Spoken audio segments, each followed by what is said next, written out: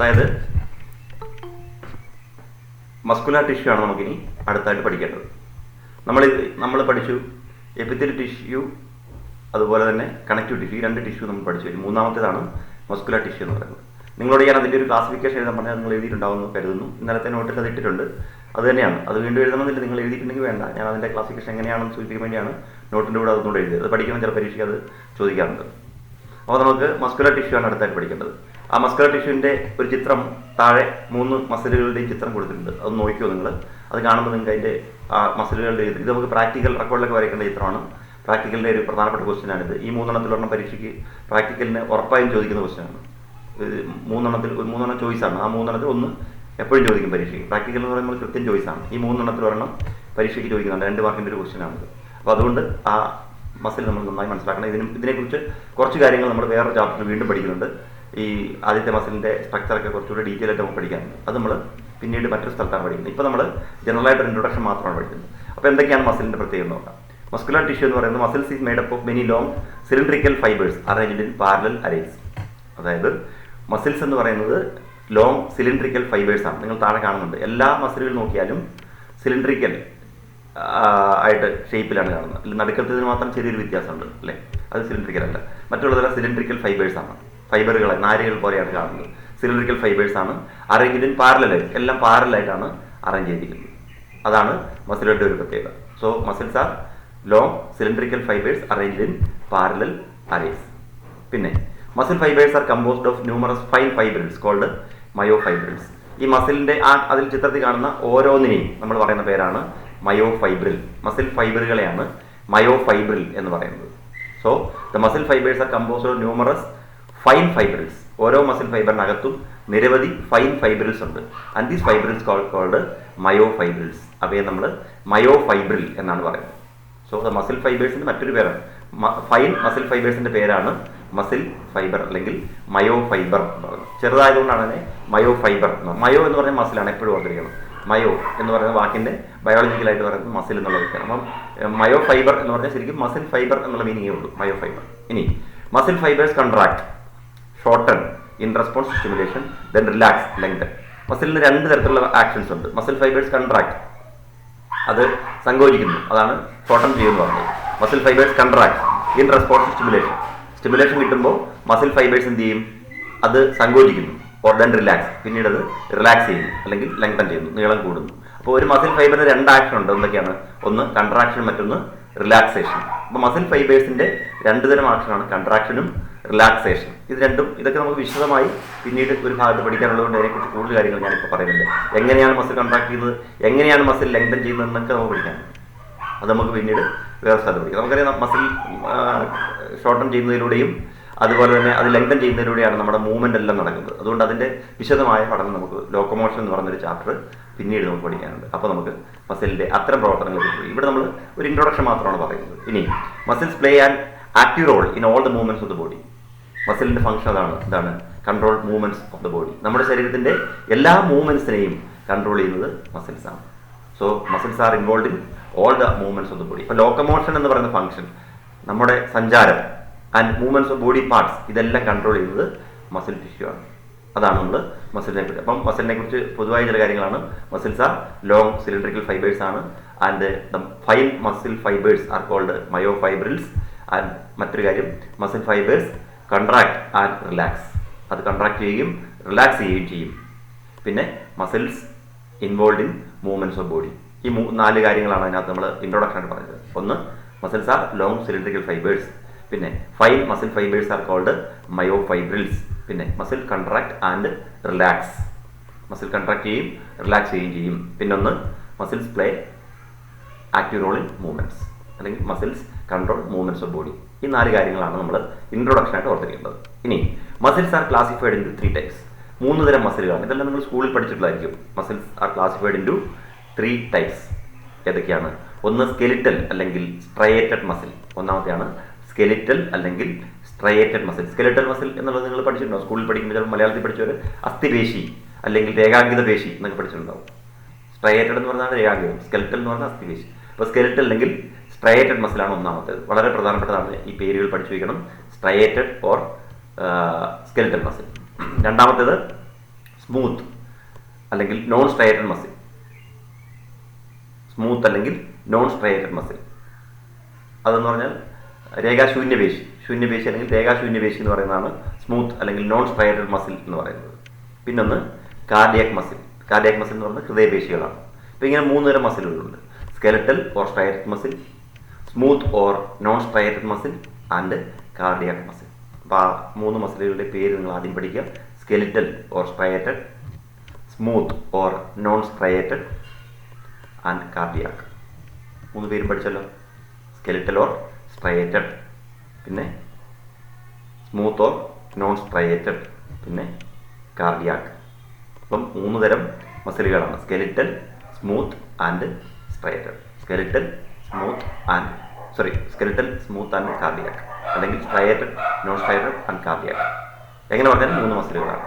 ഒന്ന് skeletal muscle, മറ്റൊന്ന് smooth muscle, മറ്റൊന്ന് കാർഡിയാക് മസിൽ. ഇങ്ങനെ 3 തരം മസിലുകളാണ് നമ്മുടെ ശരീരത്തിലുള്ളത്: സ്കെലിറ്റൽ, സ്മൂത്ത് ആൻഡ് കാർഡിയാക്. അത് ഓരോന്നും എന്നാണ് നമുക്ക് ആദ്യം പഠിക്കേണ്ടത്. ഈ 3 തരം മസിലുകളുടെയും വിശദമായ പഠനമാണ് നമ്മൾ ആദ്യം നടത്തുന്നത്. ഇതും നമ്മൾ ഓർക്കണം. ഇതിൽ ഈ സ്കെലിറ്റൽ മസിൽ എന്ന് പറയുന്ന ഒന്നാമത്തെ മസിലുകളെ കുറിച്ചാണ് നമ്മൾ അടുത്ത ചാപ്റ്ററിൽ, വേറെ ചാപ്റ്ററിൽ വിശദമായി പഠിക്കുന്നത്. എന്താണ് സ്കെലിറ്റൽ മസിൽ, എങ്ങനെയാണ് വർക്ക് ചെയ്യുന്നത്, എല്ലാം പഠിക്കാറുണ്ട്. അപ്പോൾ അതുകൊണ്ട് അത് നമുക്ക് ഇപ്പോൾ ഇവിടെ ഇതിൻ്റെ സ്ട്രക്ചർ മാത്രം പഠിച്ചാൽ ബാക്കി വിശദമായി നമ്മളവിടെ പഠിക്കും.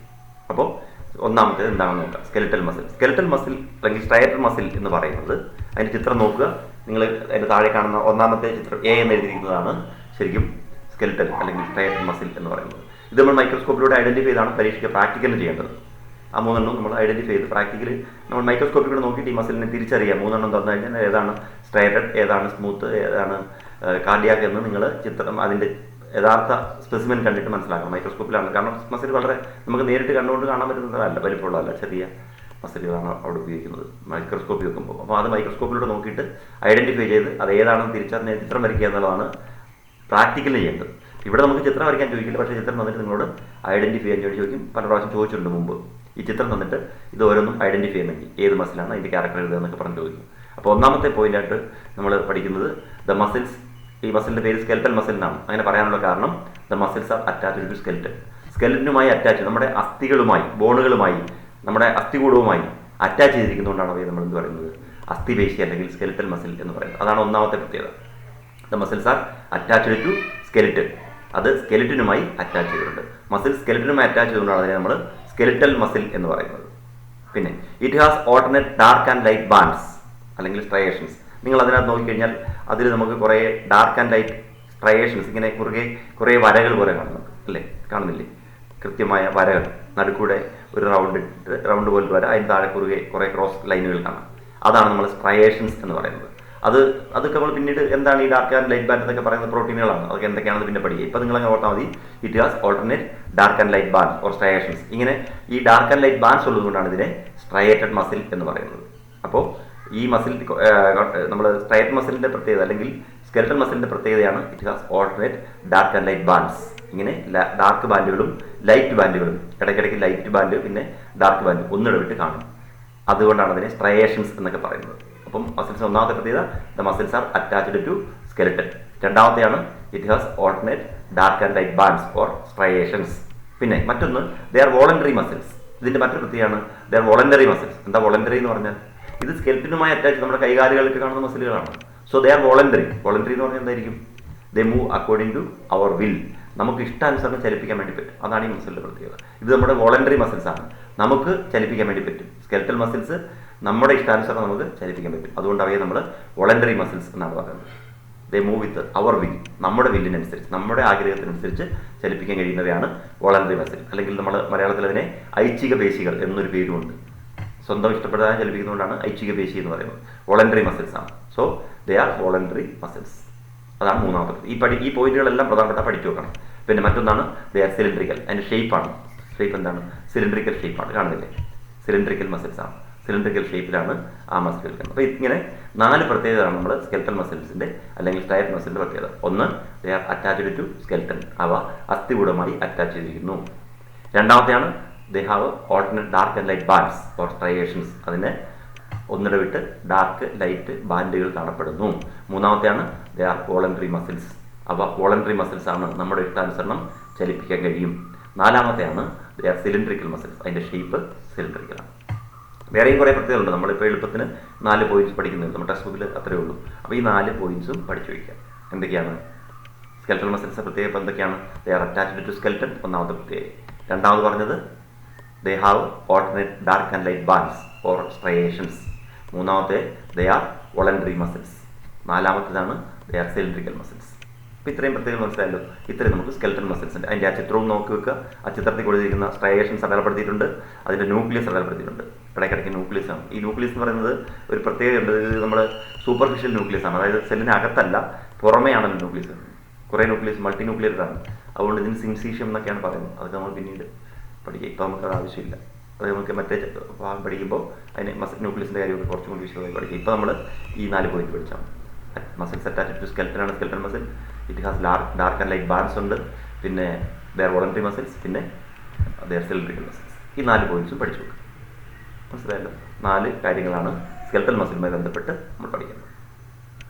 ഇനി രണ്ടാമത്തേത് എന്ന് പറയുന്നത് നോൺ സ്ട്രയേറ്റഡ് അല്ലെങ്കിൽ സ്മൂത്ത് മസിൽസ് ആണ്. സ്മൂത്ത് മസിൽ അല്ലെങ്കിൽ നോൺ സ്ട്രയേറ്റഡ് മസിൽ. ഈ സ്മൂത്ത് മസിൽസ് അതാണ് രണ്ടാമത്തെ ചിത്രത്തിൽ രണ്ടാമത് കാണുന്നത് ബി എന്ന് പറഞ്ഞിരിക്കുന്നത് സ്മൂത്ത് മസിൽസ് ആണ്. ഇതുമായി താരതമ്യപ്പെടുത്തി നമുക്ക് നോക്കാം എന്തൊക്കെയാണ് ഇതിൻ്റെ പ്രത്യേകതകൾ. It is found in walls of internal organs such as the blood vessels, stomach and intestine. നമ്മൾ ഈ സ്കെൽറ്റൽ മസിൽ സ്കെൽറ്റനുമായിട്ട് അറ്റാച്ച് ചെയ്യുന്നു പറഞ്ഞതുപോലെ, അപ്പോൾ കൈകാലുകളിലെല്ലാം വരുന്നത് അത് തന്നെയാണ്, കയ്യിലേക്ക് അസ്ഥികൂടത്തിലെല്ലാം ബന്ധിരിക്കുന്നത്. അതേസമയം സ്മൂത്ത് മസിൽസ് എന്ന് പറയുന്നത് found in the wall of internal organs such as blood vessels, stomach and intestine. നമ്മുടെ ശരീരത്തിനകത്തുള്ള അവയവങ്ങളിൽ ഇന്റേണൽ ഓർഗൻസിൻ്റെ ഭിത്തി നിർമ്മിക്കപ്പെട്ടിരിക്കുന്നതാണ് പ്രധാനമായും smooth muscles. So the smooth muscles are found in wall of internal organs. അതാണ് ഓർക്കേണ്ടത്. ഇന്റേണൽ ഓർഗൻസിൻ്റെ ഭിത്തികളിലാണ് പ്രധാനമായും smooth muscles കാണുന്നത്. മറ്റേ സ്കെൽറ്റനിലാണ്, ഇത് ഇന്റേണൽ ഓർഗൻസിലാണ്. ഏതൊക്കെയാണ് എക്സാമ്പിളാണ് blood vessel, stomach and intestine. ഇത് മാത്രമല്ല, അതുപോലുള്ള എല്ലാ ഇന്റേണൽ ഓർഗൻസിൻ്റെയും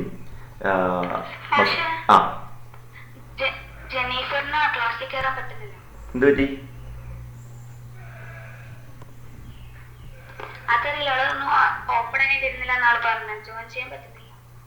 പിന്നെ ഒരു കാര്യം ചെയ്യാം. അതിൻ്റെ നമ്മൾ അതിനകത്തൊരു 3 അക്ഷരങ്ങൾ കൊടുത്ത് 3 കോഡ് കൊടുത്തില്ല. ആ കോഡൊന്ന് രണ്ടിൽ നോക്കാൻ പറ.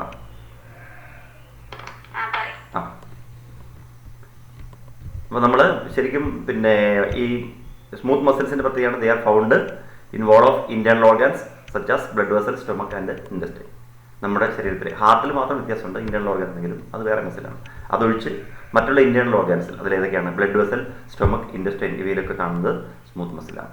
അപ്പോൾ മറ്റേ സ്കെൽറ്റൽ മസിലാണ്, ഇത് ഇന്റേണൽ ഓർഗൻസിൻ്റെ മസിൽസാണ്. വിസറൽ മസിൽ എന്നൊരു പേരുണ്ട് ഇതിന്, അങ്ങനെ പറയുന്നത്. വിസറൽ ഓർഗൻസിക്കാണ്. വിസറൽ എന്ന് പറഞ്ഞാൽ ഇന്റേണൽ ഓർഗൻസ് ആണ്. അതുകൊണ്ട് ഇതിനെ വിസറൽ മസിൽ എന്നും പറയാറുണ്ട്. വിസറൽ മസിൽസ് എന്ന് പറയുന്നത് സ്മൂത്ത് മസിൽ തന്നെയാണ്. പിന്നെ സ്ട്രയേഷൻസ് ആബ്സെന്റ്. ഈ ഡാർക്ക് ആൻഡ് ലൈറ്റ് ബാൻഡ്സ് ഇല്ല. അവിടെ നിങ്ങൾ ആ ചിത്രത്തിൽ നോക്കിയാൽ അറിയാം, അതിനങ്ങനെ കുറുകിയ വരകളൊന്നുമില്ല. സോ സ്ട്രയേഷൻസ് ആബ്സെന്റ് ആണ്. സ്ട്രയേഷൻസ് ഒന്നും അതിനകത്ത് കാണാനില്ല. പിന്നെ they are involuntary muscles. Internal ഓർഗൻസിന്റെ മസിൽസ് ആയതുകൊണ്ടാണ് ഇൻവോളണ്ടറി ആവുന്നത്. കാരണം നമ്മുടെ ശരീരത്തിനകത്തുള്ള സ്റ്റൊമക്കോ ഇൻറ്റസ്റ്റൈനോ അല്ലെങ്കിൽ നമ്മുടെ ബ്ലഡ് വെസൽസ് ഒന്നും നമുക്ക് ചലിപ്പിക്കാൻ പറ്റില്ല. They do not move according to our will. നമ്മുടെ വില്ലിനനുസരിച്ച് മൂവ് ചെയ്യുന്നവയല്ല അത്. അതുകൊണ്ടാണ് അവ എന്ത് പറയുന്നത്? ഇൻവോളണ്ടറി മസിൽസ് എന്നാണ് പറയുന്നത്. Involuntary muscles. പിന്നെ the muscles are taper at both ends, fusiform shape. അതിൻ്റെ ഷേപ്പ് നോക്കി, രണ്ടറ്റവും പോയിന്റഡ് ആണ് അല്ലേ? അതിനെയാണ് നമ്മൾ ഫ്യൂസിഫോം ഷേപ്പ് എന്ന് പറയുന്നത്. ടേപ്പർ അറ്റ് ബോത്ത് എൻഡ്സ്, രണ്ടറ്റവും കൂർത്തിരിക്കുകയാണ്. നടുക്ക് മാത്രമാണ് കുറച്ച് വികസിച്ച് കാണുന്നത്. രണ്ടറ്റവും കൂർത്ത് നടുക്ക് വികസിച്ച രീതിയിലുള്ള ഈ ഷേപ്പിനെ നമ്മൾ ഫ്യൂസിഫോം ഷേപ്പ് എന്നാണ് പറയുന്നത്. അപ്പോൾ മറ്റേ സിലിണ്ടറിക്കൽ മസിലായിരുന്നു, ഇത് ഫ്യൂസിഫോം ഷേപ്പാണ്. അപ്പോൾ കമ്പയർ ചെയ്താണ് നിങ്ങൾ പഠിക്കാൻ. ആദ്യം പറഞ്ഞത് skeletal muscles are found attached to skeleton, but non striated muscles or smooth muscles are found in the wall of internal organs such as blood vessels, small intestine or stomach. അവിടെ നമ്മൾ രണ്ടാമത്തെ പ്രത്യേകത പറഞ്ഞത് alternate dark and light bands or striations present എന്നാണ്. ഇവിടെ striations absent ആണ്. മൂന്നാമത്തേത് മറ്റേത് വോളണ്ടറി മസിൽസ് ആയിരുന്നു. സ്കെൽറ്റൻ മസിൽ വോളണ്ടറി മസിൽസ് ആണ്, but smooth muscles R involuntary muscles. നാലാമത്തെ പ്രത്യേകത പറഞ്ഞത് ദേ ആർ സിലിണ്ടറിക്കൽ മസിൽസ് എന്ന് പറഞ്ഞു. ഇവിടെ സ്മൂത്ത് മസിൽസ് എന്ന് പറയുന്നത് they are taper at both ends or fusiform shape. അത് ഫ്യൂസിഫോം ഷേപ്പാണ്. ബോത്ത് എൻഡ് ടേപ്പറാണ്. രണ്ടറ്റവും കൂർത്തിരിക്കുന്ന ഫ്യൂസിഫോം ഷേപ്പിലുള്ള മസിലുകളാണ്. അപ്പോൾ ഇങ്ങനെ നമുക്ക് ഈ 2 മസിലുകൾ, അതായത് ഇത് കമ്പാരബിൾ മസിലുകളാണ്. ഏതൊക്കെ? സ്ട്രയേറ്റ് മസിലും നോൺ സ്ട്രയേറ്റ് മസിലും, അല്ലെങ്കിൽ സ്കെൽറ്റൽ മസിലും സ്മൂത്ത് മസിൽസും. സ്കെൽറ്റൽ മസിലിൽ നമ്മൾ 4 പ്രത്യേകതകൾ പറഞ്ഞു, അതുപോലെ സ്മൂത്ത് മസിലിൽ 4 പ്രത്യേകതകൾ പറഞ്ഞു. കാർഡിയാക് മസിലും കൂടി പറയാം. അതിൻ്റെ അടുത്ത ചിത്രമാണ് കാർഡിയാക് മസിൽ എന്ന് പറയുന്നത്. കാർഡിയാക് മസിലിൻ്റെ പ്രത്യേകത എന്താണ്? നിങ്ങൾ നോക്കുമ്പോൾ തന്നെ ചില പ്രത്യേകതകൾ അതിനകത്ത് കാണും. ഇതിൻ്റെ ഏറ്റവും പ്രധാന പ്രത്യേകത they are exclusively heart muscles. Exclusively heart muscle എന്ന് പറഞ്ഞാൽ എന്താ? കാർഡിയാക് മസിൽ വേറെ എവിടെയും കാണില്ല. They are found only in heart.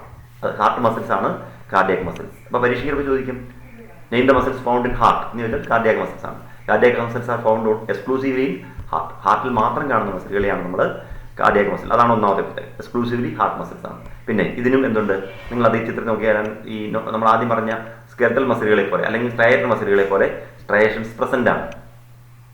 അതിലും സ്ട്രയേഷൻസ് ഉണ്ട്. പക്ഷേ ദേ ആർ ഇൻവോളണ്ടറി മസിൽസ്. പക്ഷേ ഒരു പ്രത്യേകത ആണ്, ഇൻവോളണ്ടറി ആണ്. അപ്പോൾ നമ്മൾ ഈ പിന്നെ സ്കെൽറ്റൽ മസിൽ സ്മൂത്ത് മസിൽ കൂടെ കമ്പയർ ചെയ്യുമ്പോൾ സ്കെൽറ്റൽ മസിൽ ശരിക്കും സ്ട്രയേഷൻസ് ഉണ്ടായിരുന്നു, പക്ഷേ വോളണ്ടറി മസിലാണ്. പക്ഷേ പിന്നെ സ്മൂത്ത് മസിൽസ് സ്ട്രയേഷൻസ് ആപ്ഷനാണ്, പക്ഷേ ഇൻവോളണ്ടറി ആണ്. അതുപോലെ തന്നെ കാർഡിയാക് മസിലും ഇൻവോളണ്ടറി ആണ്. ഇൻവോളണ്ടറി മസിൽ എന്ന് പറയാൻ കാരണം എന്താ? ഹാർട്ട് മസിൽ നമ്മുടെ അനുസരണം അല്ലത് ചലിക്കുന്നല്ലേ, സ്വന്തമായി ചലിക്കുന്നതാണ്. അതുകൊണ്ടാണ് ഇതിനെ ഇൻവോളണ്ടറി മസിൽസ് എന്ന് പറയുന്നത്. ഇനി മറ്റേ ഷേപ്പിൻ്റെ കാര്യമാണ്. Cylindrical but branching muscle with intercalary disc. ഇത് സിലിണ്ട്രിക്കലാണ്. ഷേപ്പ് നോക്കിക്കഴിഞ്ഞാൽ സിലിണ്ട്രിക്കലാണ്. പക്ഷേ എന്താ?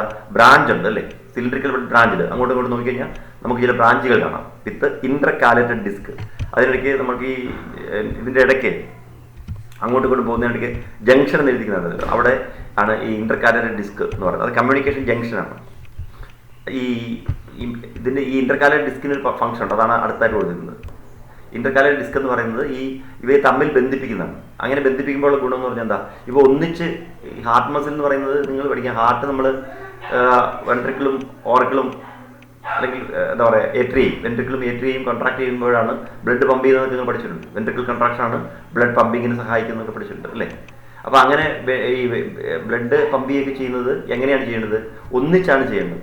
അപ്പോൾ ഈ മസിലുകളെ ഇങ്ങനെ ഓരോരോ ഫൈബറുകളായിട്ടാണ് കാണപ്പെടുന്നതെങ്കിലും അവയെല്ലാം കൂട്ടി യോജിപ്പിച്ചുകൊണ്ടാണ് ഇന്റർകാലേറ്റഡ് ഡിസ്ക് അല്ലെങ്കിൽ കമ്മ്യൂണിക്കേഷൻ ജംഗ്ഷൻസ് ഉള്ളത്. അതാണ് ആ last point. Communication junctions for intercalated disc allow cells to contract as a unit. ഒറ്റ യൂണിറ്റായി മസിൽ കോൺട്രാക്ട് ചെയ്യാൻ സഹായിക്കുന്നവയാണ് ഇന്റർകാലേറ്റഡ് ഡിസ്ക്. അതാണ് കമ്മ്യൂണിക്കേഷൻ ജംഗ്ഷനായിട്ട് പ്രവർത്തിക്കുന്നത്. So intercalated disc helps to contract the cardiac muscles as a unit. ഒറ്റ യൂണിറ്റായി ഒന്നിച്ച് പ്രവർത്തിക്കുക. അതായത് നമ്മളിപ്പോൾ 72 പ്രാവശ്യം ഒരു മിനിറ്റിൽ നമ്മുടെ ഹൃദയം ഇടിക്കുമെന്നൊക്കെ പറഞ്ഞു. ആ ഹൃദയമെടുപ്പ് എന്ന് പറയുന്നത് ശരിക്കും ഈ കൺട്രാക്ഷൻ റിലാക്സേഷൻ ആണ്. അപ്പോൾ അത് പ്രവർത്തിക്കുന്നത് ഈ കമ്മ്യൂണിക്കേഷൻ ജംഗ്ഷൻ്റെ അല്ലെങ്കിൽ ഇന്റർകാലേറ്റഡ് ഡിസ്കിൻ്റെ ഫംഗ്ഷൻ. ഇന്റർകാലേറ്റഡ് ഡിസ്ക് എന്നുള്ള വാക്ക് നിങ്ങൾ ഓർക്കണം. അപ്പോൾ ഇങ്ങനെയാണ് നമ്മൾ 3 തരം നമ്മുടെ ശരീരത്തിൽ കാണുന്ന 3 തരം മസിലുകളും അവയുടെ പ്രത്യേകതകളും. ഞാൻ ഒരിക്കൽ കൂടി പറയാം. സ്കെൽറ്റൽ മസിൽ എന്ന് പറഞ്ഞാൽ they are attached to skeleton. They have alternate dark and light bands. പിന്നെ ദേ ആർ വോളണ്ടറി മസിൽസ്. പിന്നെ they are cylindrical in shape. അതേസമയം സ്മൂത്ത് മസിൽ അല്ലെങ്കിൽ നോൺ സ്ട്രൈറ്റഡ് മസിൽ എന്ന് പറഞ്ഞാൽ അതിൻ്റെ പ്രത്യേകതകൾ: ഒന്ന്, they are found in wall of internal organs, blood vessels, intestine, stomach etcetera. പിന്നെ രണ്ടാമത്തെ, ദ സ്ട്രയേഷൻസ് ആർ ആബ്സെന്റ്. പിന്നെ ദേ ആർ ഇൻവോളണ്ടറി മസിൽസ്. പിന്നെ they are fusiform in shape. That means taper at both ends, അല്ലെങ്കിൽ fusiform in shape എന്ന് പറഞ്ഞാൽ മതി. പിന്നെ മൂന്നാമത്തേതാണ് cardiac muscles. They are exclusively heart muscles. പൂർണ്ണമായും ഹാർട്ട് മസിൽസ് ആണ്. പിന്നെ the striations are present. Dark light bands അല്ലെങ്കിൽ സ്ട്രയേഷൻസ് ഉണ്ട്. പിന്നെ ദേ ആർ ഇൻവോളണ്ടറി മസിൽസ്.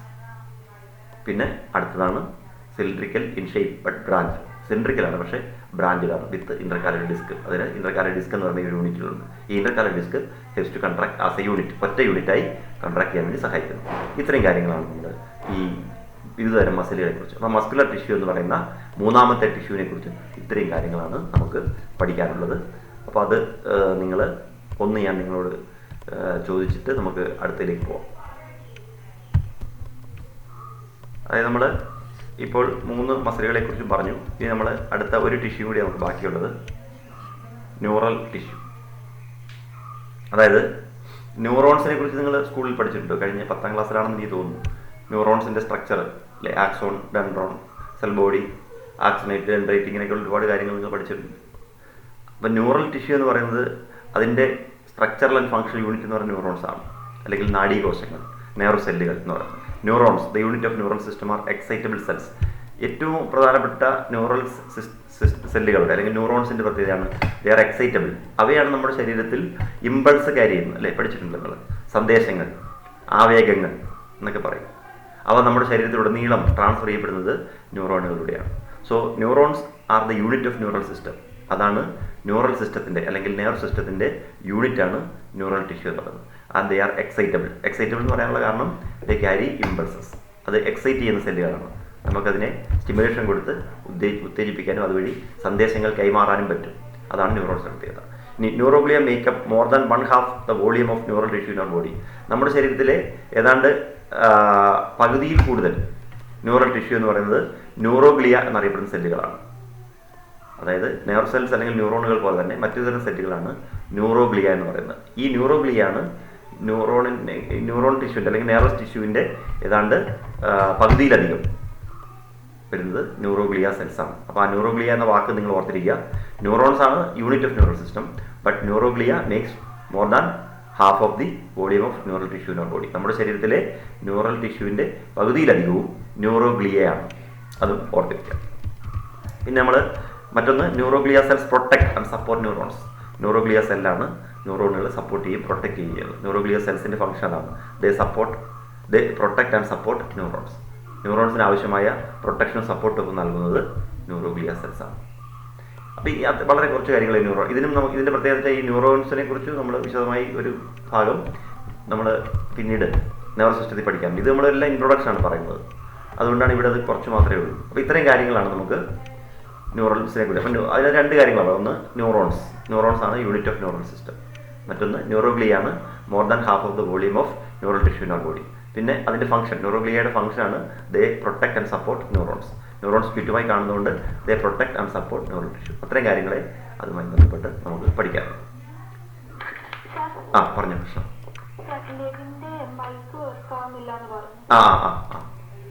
അവൻ്റെ കണ്ടി മെസ്സേജ് കണ്ടു. എൻ്റെ പറഞ്ഞു അത് സാരില്ല, ചിലർക്ക് അങ്ങനെ പ്രശ്നം ഉണ്ടാക്കുന്ന സമയത്ത് മൈക്ക് കിട്ടാത്തതുകൊണ്ടായിരിക്കും. സാരമില്ല. ഇനിയും അടുത്തത് നമ്മൾ ഇത്രയായപ്പോൾ നമ്മൾ ആ ടിഷ്യൂ എന്ന് പറയുന്ന ഭാഗങ്ങൾ ഇത്രയേ ഉള്ളൂ. നമ്മൾ 4 തരം ടിഷ്യൂ പഠിച്ചു. ഏതൊക്കെയാണ്? Epithelial tissue, connective tissue, muscular tissue, neural tissue. അപ്പോൾ 4 ടിഷ്യൂവിനെ കുറിച്ച് നമ്മൾ പഠിച്ചു കഴിഞ്ഞു. അപ്പോൾ ആദ്യത്തെ എപ്പിത്തലിയൽ ടിഷ്യൂ, കണക്റ്റീവ് ടിഷ്യൂ കുറച്ച് കൂടുതലുണ്ടായിരുന്നു. മസിൽ ടിഷ്യൂ 3 തരം ഉണ്ട്, അത് നമ്മൾ പഠിച്ചു.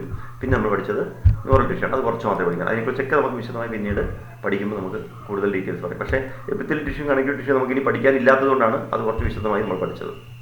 മസ്കുലർ ടിഷ്യൂവിനെ കുറിച്ചും ഈ ന്യൂറൽ ടിഷ്യൂവിനെ കുറിച്ചും വേറെ 2 ചാപ്റ്ററുകൾ നമ്മൾ ഇനിയും പഠിക്കുന്നുണ്ട്. അതുകൊണ്ട് ഇവിടെ നമ്മൾ അതിൻ്റെ ഒരു ഇൻട്രൊഡക്ഷൻ മാത്രമേ പഠിക്കുന്നുള്ളൂ എന്നർത്ഥം. ഇപ്പം നമ്മൾ ടിഷ്യൂ കഴിഞ്ഞു. ഇനി നമ്മൾ ഓർഗൻ സിസ്റ്റം എന്നിവയിലേക്കാണ് വരുന്നത്.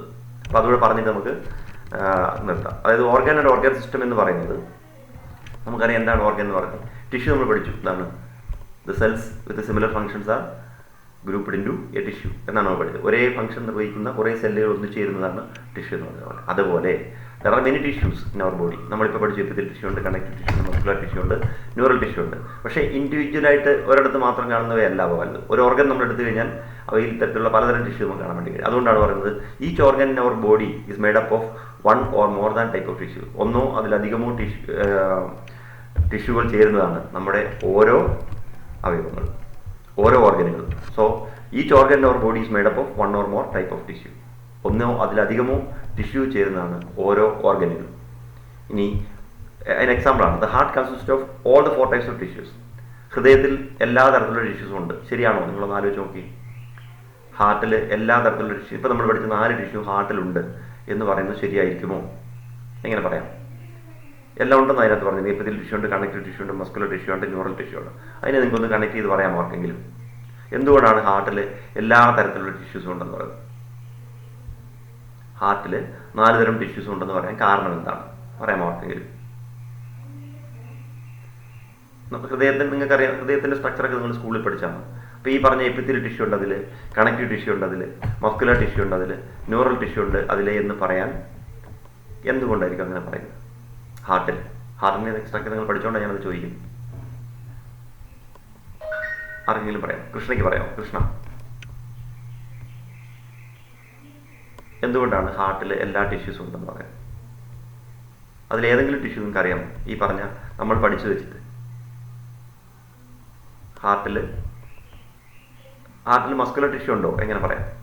ഒന്ന് ഓരോ നോക്കാം. ഹാർട്ടിൽ മസ്കുലർ ടിഷ്യൂ ഉണ്ടോ? എന്താണ് ഹാർട്ട് മസിൽസിന്റെ പേര് ഇപ്പം നമ്മൾ പഠിച്ചത്?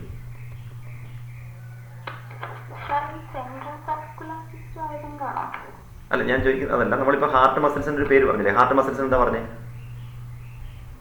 Cardiac muscle. അപ്പോൾ ഹാർട്ടിൽ മസ്കുലർ ടിഷ്യൂ ഉണ്ടെന്ന് ഉറപ്പായില്ലേ? അതായത് കാർഡിയാക് മസിൽ എന്നാണ് നമ്മൾ ഹാർട്ട് മസിൽസ് എന്ന് പറയുന്നത്. അപ്പോൾ അതിൽ മസ്കുലർ ടിഷ്യൂ ഉണ്ട്. അതേപോലെ ഞാൻ ചോദിക്കുന്നത് അതുപോലെ ഓരോന്നും. എപ്പിത്തൽ ടിഷ്യൂ എന്ന് പറഞ്ഞാൽ നമ്മൾ പറഞ്ഞത് കവറിംഗ് ടിഷ്യൂ ആണ്. ഹാർട്ടിൻ്റെ കവറിംഗ് ഉണ്ടോ? നിങ്ങൾ പഠിച്ചിട്ടുണ്ടല്ലോ. എന്താ ഹാർട്ട് കവറിങ്ങിൻ്റെ പേര്? ഹൃദയത്തിൻ്റെ ഒരു ആവരണമില്ലേ, ഒരു മെമ്പറൈൻ ഉണ്ടല്ലോ കവറിങ്, അതിനെന്താ പറയുന്നത്? അതൊക്കെ നിങ്ങൾ പഠിച്ചില്ലേ? ഓർമ്മയുണ്ടോ ഹാർട്ടിൻ്റെ കവറിങ്ങിൻ്റെ പേര്? ഹാർട്ടിനെ ആവരണം ചെയ്യുന്നൊരു മെമ്പറൈൻ ഇല്ലേ? പഠിച്ചിട്ടുണ്ട്? ഓർമ്മയില്ല? പെരികാർഡിയം പഠിച്ചിട്ടില്ലേ? പഠിച്ചിട്ടുണ്ടോ? ഉണ്ടോ? ഇല്ലേ? പഠിച്ചിട്ടുണ്ടെന്ന് എൻ്റെ ഓർമ്മ ഇല്ലേ? പെരികാർഡിയം എന്ന് പറയുന്നത് അത് എപ്പിത്തൽ ടിഷ്യൂ ആണ്. അതായത് അതിനെ ആവരണം ചെയ്യുന്ന, അതുകൊണ്ടാണ് നമ്മൾ എപ്പിത്തൽ ടിഷ്യൂ ആണത്. അപ്പോൾ എപ്പിത്തൽ ടിഷ്യൂ എന്ന് പറയുന്നത് പെരികാർഡിയമാണ്. പെരികാർഡിയം എന്ന് പറയുന്നത് അതിൻ്റെ ആവരണമാണ്. അപ്പം നമ്മളിപ്പോൾ ഹാർട്ട് എന്ന് പറയുന്നത് പുറമേ ഒരു മെമ്പറൈൻ ഉണ്ട്, അത് പെരികാർഡിയമാണ്. അപ്പോൾ അതൊരു എപ്പിത്തൽ ടിഷ്യൂ ആയിട്ട് വരും. അപ്പോൾ അതുമായി പിന്നെ നമ്മൾ പറഞ്ഞിരിക്കുന്നത് കണക്റ്റീവ് ടിഷ്യൂ. നമ്മൾ കണക്റ്റീവ് ടിഷ്യൂ അതൊക്കെ പഠിച്ചു. പലതരം കണക്റ്റീവ് ടിഷ്യൂ നമ്മൾ പഠിച്ചു. Dense connective tissue, loose connective tissue, specialised tissue. ഇതിലേതെങ്കിലും ഹാർട്ടിലുണ്ടോ? നമ്മുടെ ശരീരത്തിലെ ഒരേ ഒരു ഫ്ലൂയിഡ് കണക്റ്റീവ് ടിഷ്യൂ ഏതാണ്? നമ്മുടെ ശരീരത്തിലെ ഫ്ലൂയിഡ് കണക്റ്റീവ് ടിഷ്യൂ അതാർക്ക് പറയാം? നമ്മുടെ ശരീരത്തിലെ ഫ്ലൂയിഡ് കണക്റ്റീവ് ടിഷ്യൂ ബ്ലഡ് ആണ്. ബ്ലഡ് അത് ഹാർട്ടിലില്ലേ? അത് ഹാർട്ടിലുണ്ടല്ലോ, ഉണ്ട്. അപ്പോൾ അത് കണക്റ്റീവ് ടിഷ്യൂ ആയില്ലേ? ഹാർട്ടിൽ നമുക്കറിയാം ഹാർട്ടിനകത്ത് ബ്ലഡ് ഉണ്ട്. ബ്ലഡ് ഉള്ളപ്പോൾ എന്താണ് അതിനകത്ത് അത് കണക്റ്റീവ് ടിഷ്യൂ ആയി. അപ്പോൾ 3 ടിഷ്യൂ ആയി. മസിൽസ് ഉണ്ട്, കാർഡിയാക് മസിൽസ് ഉണ്ട്, ശരിക്കും മസ്കുലർ ടിഷ്യൂ ഉണ്ട്, ബ്ലഡ് ഉള്ളതുകൊണ്ട് കണക്റ്റീവ് ടിഷ്യൂ ഉണ്ട്, പിന്നെ പെരികാർഡിയം ഉള്ളതുകൊണ്ട് എപ്പിത്തൽ ടിഷ്യൂ ഉണ്ട്. ഇനി 4ാമത്തെ ന്യൂറൽ ടിഷ്യൂ ഉണ്ടായത് എന്തുകൊണ്ടാണെന്ന് പറയാമോ? നിങ്ങൾ ഈ ഹാർട്ടിലെ നോഡുകളെ കുറിച്ചൊക്കെ പഠിച്ചിട്ടുണ്ടോ സ്കൂളിൽ? SA നോഡ് പഠിച്ചിട്ടുണ്ടോ? അങ്ങനെ AV node, SA node, AV നോഡൊക്കെ പഠിച്ചിട്ടുണ്ടോ? എവിടെന്നെങ്കിലും പഠിച്ചിട്ടില്ലേ? പേസ് മേക്കർ പഠിച്ചിട്ടുണ്ടോ ആരെങ്കിലും? SA നോഡ്, AV നോഡും ഒക്കെ പഠിച്ചിട്ടുണ്ടോ? ഓർമ്മയില്ലാർക്കും? SA നോഡ്, AV നോഡ് ഓർമ്മയില്ലാർക്കും? എമിൽഡ SA നോഡ് പഠിച്ചിട്ടുണ്ട്. അതെന്താ? അത് ഹാർട്ട് ബീറ്റിന്റെ ഒറിജിൻ അല്ലേ? അപ്പോൾ അത് ഇമ്പൾസ് കണ്ടക്ഷൻ അല്ലേ? ഇമ്പൾസ് അവിടെ നിന്നല്ലേ സ്റ്റാർട്ട് ചെയ്യുന്നത്? ഹാർട്ട് ബീറ്റിന്റെ ഒറിജിൻ ആണ് SA നോഡ്. പേസ് മേക്കർ എന്ന് പറയുന്നത് അതിനെയാണ് അല്ലേ? അത് പഠിച്ചിട്ടുണ്ടല്ലോ. SA നോഡ് നിങ്ങൾ പേസ് മേക്കറാണ്. അപ്പോൾ SA നോഡിൽ നിന്നാണ് ഇമ്പൾസ് ഒറിജിനേറ്റ് ചെയ്യുന്നത്. അപ്പോൾ നമുക്ക് അതാണ് ന്യൂറൽ ടിഷ്യൂ എന്ന് പറയുന്നത്. അതായത് നമ്മളിപ്പം അതുകൊണ്ടാണ് അങ്ങനെ പറയുന്നത്. അതായത് ഹാർട്ട് മസിൽസ് എന്ന് പറഞ്ഞാൽ, അല്ലെങ്കിൽ ഹാർട്ട് എന്ന് പറഞ്ഞാൽ it consisting of all the 4 types of tissues എന്ന് പറഞ്ഞതിൻ്റെ കാരണമാണ് പറയുന്നത്. കാരണം അതിനകത്ത് എപ്പിത്തൽ ടിഷ്യൂ ആയിട്ട് പെരികാർഡിയം ഉണ്ട്, പിന്നെ കണക്റ്റീവ് ടിഷ്യൂ ആയിട്ട് ബ്ലഡ് ഉണ്ട്, കാർഡിയാക് മസിലായിട്ട് മസ്കുലർ ടിഷ്യൂ ഉണ്ട്, പിന്നെ SA നോഡും AV നോഡും പോലുള്ള അതൊക്കെ നമ്മൾ ഇനി പഠിക്കുന്നുണ്ട്. SA നോഡ്, AV നോഡ് തുടങ്ങിയ നോഡൽ ടിഷ്യൂ ഉള്ളതുകൊണ്ട് അതിൽ ന്യൂറൽ ടിഷ്യൂ ഉണ്ട്. അതുകൊണ്ടാണ് നമ്മൾ അവിടെ പറഞ്ഞിരിക്കുന്നത്. പരീക്ഷയ്ക്ക് പല പ്രാവശ്യം ചോദിച്ചുള്ളൊരു ക്വസ്റ്റ്യൻ ആണ് ആ പോയിന്റ്. എന്താണ്? The heart consisting of how many types of tissues എന്ന് ചോദിക്കും. ഹാർട്ടിലുള്ള ടിഷ്യൂസ് ഏതൊക്കെയാണ്? നമ്മൾ ഏതൊരു ഓർഗൻ എടുത്ത് നോക്കിയാലും ഇത് വരും. ഇപ്പോൾ ഹാർട്ട് എക്സാമ്പിളായിട്ട് ഇതിനകത്ത് പറഞ്ഞിരിക്കുന്നത്. അതുപോലെ നിങ്ങൾക്ക് മറ്റൊരു ഓർഗൻ എടുത്തിട്ട് നോക്കാം അതിനകത്ത് ഏതെല്ലാം ടിഷ്യൂസ് വരുമെന്ന്. ഇപ്പോൾ നമ്മൾ ഹാർട്ടിന് പകരം നമ്മൾ എടുക്കുന്നത് സ്റ്റൊമക്ക് ആണെന്ന് കരുതുക. സ്റ്റൊമക്കിൽ നോക്കിയാൽ ഇതേപോലെ നമുക്ക് കാണാൻ വേണ്ടി കഴിയും. സ്റ്റൊമക്കിന് ഒരു ആവരണം ഉണ്ടാവും, അതിൻ്റെ പുറമെ ഒരു കവറിങ് ഉണ്ടാവും. അപ്പോൾ അതിനകത്ത് എപ്പിത്തൽ ടിഷ്യൂ ഉണ്ട്. അതിനകത്ത് ഇന്റേണൽ ഓർഗനാണ്, മസിലുണ്ട് അല്ലേ? അപ്പോൾ മസ്കുലർ ടിഷ്യൂ ഉണ്ട്. പിന്നെ സ്റ്റൊമക്കിനകത്തൂടെ ബ്ലഡ് വെസൽസ് പോകുന്നില്ലേ? ബ്ലഡ് വെസൽസ് പോകുമ്പോൾ ബ്ലഡ് ഉണ്ടല്ലോ അതിനകത്ത്. ബ്ലഡ് ഉള്ളപ്പോൾ അതെന്താവും? കണക്റ്റീവ് ടിഷ്യൂ ഉണ്ട് അതിനകത്ത്. പിന്നെ ഹാർട്ട് സ്റ്റൊമക്കിൻ്റെ പെരിസ്റ്റാൾട്ടിക് മൂവ്മെന്റ് ഉണ്ട്, അതിന് മൂവ്മെന്റ് ഒക്കെ ഉണ്ട്. ആ മൂവ്മെന്റ് നടത്തുന്നതിൽ ന്യൂറൽ ടിഷ്യൂ വേണം. അങ്ങനെ ഓരോ ഓർഗൻ എടുത്ത് നോക്കിയാൽ അതിനകത്ത് മിക്കവാറും എല്ലാത്തിലും നമുക്ക് ഈ എല്ലാ ടിഷ്യൂവും കാണാൻ പറ്റും. എല്ലാ ഓർഗനിലും ഉണ്ടാവണമെന്നില്ല, മിക്ക ഓർഗനുകളിലും എല്ലാ ടിഷ്യൂവും കാണും. അപ്പോൾ നമ്മൾ ഹാർട്ടിനകത്ത് എല്ലാ ടിഷ്യൂ ഉണ്ട് എന്ന് ഓർത്തിരിക്കുക. പരീക്ഷയ്ക്ക് അങ്ങനെ മുമ്പ് ചോദിച്ചിട്ടുണ്ട്, ഹാർട്ടിൽ കാണുന്ന ടിഷ്യൂസ് ഏതെല്ലാം എന്ന്. അപ്പോൾ അത് ഓർത്തിരിക്കുക, 4 തരത്തിലുള്ള ടിഷ്യൂവും ഹാർട്ടിൽ കാണുന്നുണ്ട്. എപ്പിത്തൽ ടിഷ്യൂ ഉണ്ട്, കണക്റ്റീവ് ടിഷ്യൂ ഉണ്ട്, മസ്കുലർ ടിഷ്യൂ ഉണ്ട്, ന്യൂറൽ ടിഷ്യൂ ഉണ്ട്. അത്രേ നമുക്ക് അതിനെക്കുറിച്ച് പഠിക്കാനുള്ളൂ. ഇനി നമ്മൾ ഈ ജീവജാലങ്ങളെക്കുറിച്ച് പഠിക്കാൻ പോകുന്നതിന് 2 പ്രധാനപ്പെട്ട ടേംസ് ആണ് മോർഫോളജിയും അനാറ്റമിയും. ഒരുപക്ഷെ നിങ്ങളത് ബോട്ടണിയിൽ ഇതിനകം പഠിച്ചിട്ടുണ്ടാവും. മോർഫോളജി മീൻസ് പഠിച്ചിട്ടുണ്ടോ? അത് ആർക്കെങ്കിലും പറയാമോ എന്താണ് മോർഫോളജി എന്ന്? പഠിച്ചിട്ടുണ്ടെങ്കിൽ പറയാം. മോർഫോളജി ബയോളജിയുടെ ബ്രാഞ്ചുകളാണ് ഇതൊക്കെ. Morphology, anatomy. പറയൂ. എക്സ്റ്റേണൽ സ്ട്രക്ചർ ഓഫ് ഓർഗാനിസംസ്, അതാണ് മോർഫോളജി. അനാറ്റമിയോ? Internal structure. Okay good. അത് തന്നെയാണ്. Morphology refers to study of form or external visible features. പുറമേ കാണുന്ന സ്ട്രക്ചേഴ്സിനെയാണ് നമ്മൾ മോർഫോളജി എന്ന് പറയുന്നത്. അപ്പോൾ ഒരു ജീവിയുടെ പുറമേ കാണുന്ന ഫീച്ചേഴ്സിൻ്റെ അടിസ്ഥാനം നമ്മളിപ്പം കുറേ ജീവികളെ കുറിച്ച് നമ്മൾ പറഞ്ഞു, സെഗ്മെന്റേഷൻ ഉണ്ട്, നമുക്ക് സെഗ്മെന്റേഷൻ പുറമേ കാണാം. അപ്പം എർത്ത് വേം എടുത്തു കഴിഞ്ഞാൽ ശരീരം മുഴുവൻ സെഗ്മെന്റേഷൻ ഉണ്ട് നമുക്ക് പുറമേ നോക്കിയാൽ കാണാം, അല്ലെങ്കിൽ അതിന് അപ്പൻഡേജസ് ഉണ്ടെന്ന് പറയുന്നത് പുറമേ കാണാം. അങ്ങനെ പുറമേ കാണുന്ന ക്യാരക്ടേഴ്സ് എല്ലാം നമ്മൾ വരുന്നത് മോർഫോളജിയാണ്. നമ്മൾ പിന്നെ ഈ കഴിഞ്ഞ ആനിമൽ കിങ്ഡം എന്ന് പറഞ്ഞ ചാപ്റ്റർ പഠിച്ചപ്പം നമ്മൾ അതിനകത്ത് കുറേ ക്യാരക്ടേഴ്സ് പഠിച്ചായിരുന്നു.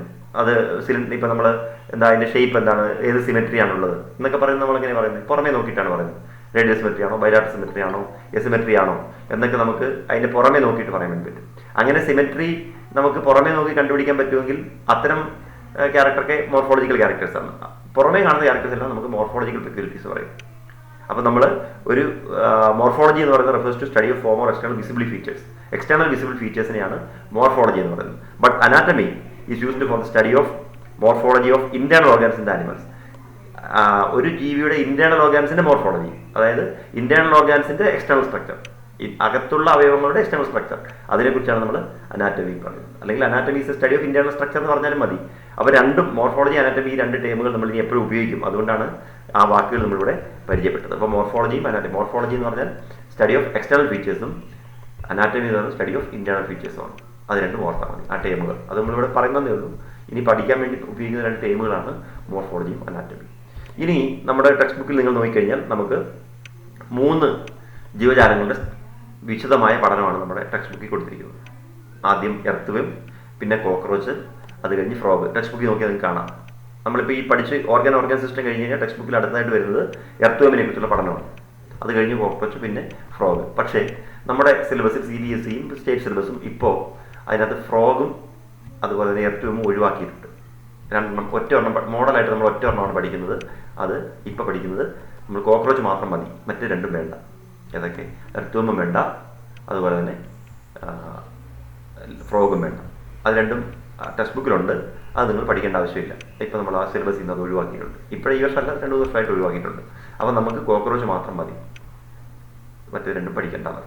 2-3 വർഷമായിട്ട് ഇപ്പോൾ നമുക്ക് ഈ ടൈപ്പ് സ്റ്റഡിയിലെ ഒറ്റ മാത്രം പഠിച്ചാൽ മതി. അപ്പോൾ നമ്മൾ അടുത്തായിട്ട് അതുകൊണ്ട് പഠിക്കേണ്ട കോക്രോച്ച്. അതിൻ്റെ ഒരു ഇൻട്രൊഡക്ഷൻ മാത്രം പറഞ്ഞിട്ട് നമുക്ക് നിർത്താം. അതായത് ഒന്ന്, കോക്രോച്ച് നമ്മൾ അറിയാം. കോക്രോച്ച് എന്ന് പറയുന്നത് ഇൻസെക്റ്റ് ആണ് അല്ലേ. Cockroaches are included in class Insecta of phylum Arthropoda. ഇത് നമ്മൾ ഓർത്തിരിക്കണം. ഇൻസെക്റ്റ എന്ന് പറയുന്ന ക്ലാസ്സിൽ ആർത്രോപോഡയിലെ എന്ന് പറയുന്ന ഫൈലത്തിലാണ് ഉൾപ്പെടുന്നത്. ഫൈലം ആർത്രോപോഡയിലെ ക്ലാസ് ഇൻസെക്റ്റയിലാണ് കോക്രോച്ച് വരുന്നത്. നമുക്കറിയില്ല, എല്ലാ ഇൻസെക്റ്റുകളെയും നമ്മൾ അങ്ങനെയാണ് ഉൾപ്പെടുത്തിയിരിക്കുന്നത്. പിന്നെ കോക്രോച്ചിൻ്റെ ഒരു പ്രത്യേകത, they are nocturnal omnivores. They are nocturnal. Nocturnal എന്ന് പറഞ്ഞാൽ എന്താണെന്ന് ആർക്കും അറിയാമോ? നൊക്ടേണൽ എന്ന് പറഞ്ഞാൽ പറയാമോ? നൊക്ടേണൽ, ഡയൂണലും നൊക്ടേണലും ഉണ്ട്. ഡയൂണൽ എന്ന് പറഞ്ഞാൽ അറിയാമോ? ഡയൂണൽ, നൊക്ടേണലിൻ്റെ ഓപ്പോസിറ്റ് ആയിട്ട് വരും ഡയൂണൽ. നമ്മൾ ഡയൂണലാണ്, കോക്രോച്ച് നൊക്ടേണലാണ്. എന്താ വ്യത്യാസം? ഡയൂണൽ എന്ന് പറഞ്ഞാൽ ആക്റ്റീവ് അറ്റ് ഡേ ടൈം. നമ്മൾ ഡേ ടൈം അല്ലേ കൂടുതൽ ആക്റ്റീവ് ആവുന്നത്, അതുകൊണ്ടാണ് നമ്മൾ ഡയൂണൽ എന്ന് പറയുന്നത്. അപ്പോൾ നൊക്ടേണൽ എന്തായിരിക്കും? കോക്രോച്ച് എപ്പോഴാണ് ആക്റ്റീവ് ആകുന്നത്? എപ്പോഴാണ് നമ്മൾ കോക്രോച്ചിനെ കാണുന്നത്? നൈറ്റ്. നൈറ്റിൽ ആക്റ്റീവ് ആവുന്നതിനെയാണ് നമ്മൾ നൊക്ടേണൽ എന്ന് പറയുന്നത്. So cockroaches are nocturnal. Nocturnal എന്ന് പറഞ്ഞാൽ അത്രയാണ്, ആക്റ്റീവ് അറ്റ് നൈറ്റ് എന്നാണ്. ഇരുട്ടത്താണ് അവ കൂടുതൽ ആക്റ്റീവ് ആവുന്നത്. അങ്ങനെയുള്ള ജീവികളെയാണ് നമ്മൾ നൊക്ടേണൽ ആനിമൽസ് എന്ന് പറയുന്നത്. കുറേ ആനിമൽസ് ഉണ്ടല്ലോ നൊക്ടേണൽ, നിങ്ങൾ പഠിച്ചിട്ടുണ്ടാവും. പിന്നെ ഓംനിവോർ. എന്താ ഓംനിവോർ എന്ന് പറഞ്ഞാൽ? അതാർക്കെങ്കിലും അറിയാം എന്താ ഓംനിവോർ? 3 തരം ജീവികളുണ്ട്: ഹെർബിവോർ, കാർണിവോർ, ഓംനിവോർ. പറയൂ. അതിലിനോ? സാരമില്ല, നമുക്ക് അതിപ്പോൾ എന്ത് ചെയ്യാൻ പറ്റും? നമുക്ക് സാരമില്ല, അവരിനി ലിങ്ക് നോക്കട്ടെ. പറ്റാത്തത് എന്താണ് ഓംനിവോർ എന്ന് പറഞ്ഞാൽ? ഓംനിവോർ എന്ന് പറഞ്ഞാൽ എന്താണ് ഓംനിവോർ? വെജും നോൺ വെജും കഴിക്കുന്ന ജീവികൾ. അതെ, അത് തന്നെയാണ് ഓംനിവോർ എന്ന് പറഞ്ഞാൽ. അതായത് മിശ്രഭുക്കുകൾ എന്ന് നമ്മൾ മലയാളത്തിൽ പറയും. അതായത് ഒരേ സമയത്ത് പ്ലാന്റ്സിനെയും ആനിമൽസിനെയും ഭക്ഷിക്കുന്ന ജീവികളാണ് നമ്മൾ ഓംനിവോർ എന്ന് പറയുന്നത്. അതായത് ഹെർബിവോർ എന്ന് പറഞ്ഞാൽ പ്ലാന്റ് ഈറ്റേഴ്സ് ആണ്, അല്ലെങ്കിൽ സസ്യഭുക്കുകളാണ്. അതേസമയം കാർണിവോർ എന്ന് പറഞ്ഞാൽ ഫ്ലഷ് ഈറ്റേഴ്സ് ആണ്, മാംസം ഭക്ഷിക്കുന്നവരാണ് കാർണിവോർസ്. ഓംനിവോർ എന്ന് പറഞ്ഞാൽ ഇത് രണ്ടും ഭക്ഷിക്കുന്നവരാണ്. അപ്പോൾ കോക്രോച്ചിന് പ്രത്യേകം എന്താണ്? They are nocturnal omnivores. രാത്രിയിൽ സഞ്ചരിച്ച് ഇര പിടിക്കുന്ന മിശ്രഭുക്കുകളാണ് കോക്രോച്ച്. ഈ കോക്രോച്ച് എന്ന് പറയുന്നത് ചില വലിയ ശല്യം ഉണ്ടാക്കുന്ന ജീവികളാണ്. അറിയാലോ, നമ്മുടെ വീട്ടിലൊരു ന്യൂയിസൻസ് ആണ്. ഇന്നത്തെ കാലത്ത് ഇപ്പോൾ ഈ വീടുകൾക്കൊക്കെ, നമ്മൾ പഴയ കാലത്തെ വീടുകളല്ലേ, ഇപ്പോഴത്തെ വീടുകൾക്കൊക്കെ അങ്ങനെ ഈ ഇഷ്ടികയൊക്കെ തേച്ച് എടുക്കുന്നത്, അല്ലെങ്കിൽ കല്ലുകളൊക്കെ തേച്ചെടുക്കുന്നതുകൊണ്ട് പൊതുവേ അതിനിരിക്കാൻ സ്ഥലമില്ലാത്തതുകൊണ്ടാണ് നമ്മുടെ വീടുകളിലൊക്കെ ഇതിൻ്റെ അളവ് കുറഞ്ഞിരിക്കുന്നത്. അല്ലെങ്കിൽ വലിയ ശല്യമുള്ള ജീവിയാണ് കോക്രോച്ച്. അതുകൊണ്ടാണ് ഇതിന് നൊക്ടേണൽ ആനിമൽ എന്നൊക്കെ പറയുന്നത്. ഇനി they are serious pest and vectors of several diseases. Cockroach അത്ര നിസ്സാരക്കാരനല്ല. ദേ ആർ സീരിയസ് പെസ്റ്റ്, വലിയ ഒരു പെസ്റ്റാണത്. ഒരുപാട് ശല്യമുണ്ട്. നമ്മൾ സൂക്ഷിച്ചു വെച്ചിരിക്കുന്ന ആഹാര സാധനങ്ങളൊക്കെ കേടുവരുന്ന ഒരു പെസ്റ്റാണ്. And vectors of several disease, പല രോഗങ്ങളുടെയും വെക്ടറാണ്, കാരിയറാണ്. വെക്ടർ എന്ന കാരിയർ എന്നാണ്. പല രോഗങ്ങളും ക്യാരി ചെയ്യുന്നൊരു ജീവിയാണ് കോക്രോച്ച് എന്ന് പറയുന്നത്. അതുമാത്രമല്ല, നിങ്ങൾക്കറിയാം ഈ വലിയ കോക്രോച്ച് വലിയ ശല്യമുള്ള സ്ഥലങ്ങളിൽ നമ്മൾ രാത്രിയിൽ ഉറങ്ങിക്കിടക്കുമ്പോൾ നമ്മുടെ നഖങ്ങളുടെ അഗ്രഭാഗം, നഖവും സ്കിന്നും തമ്മിൽ ചേർന്ന് വരുന്ന ഭാഗത്തൊക്കെ കരണ്ട് തിന്നും ഈ കോക്രോച്ച്.